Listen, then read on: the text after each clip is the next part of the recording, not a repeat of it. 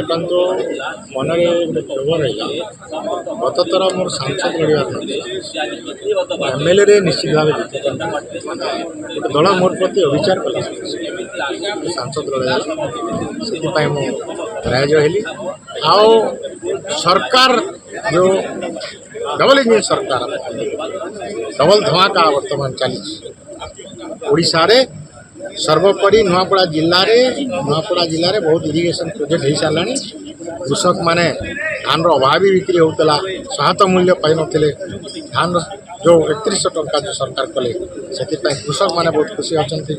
माँ मानकर सुभद्रा योजना 10,000 टंका व्यवस्था करा।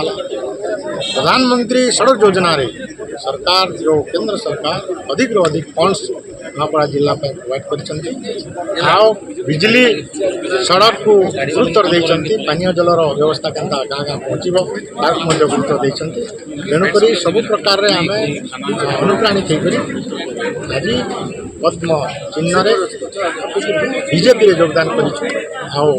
आज आमर बहुत सरपंच ब्लॉक सभापति मैंने योगदान करते। आप अनुमान करुते बहु व्यवधान रे बीजेपी जीत।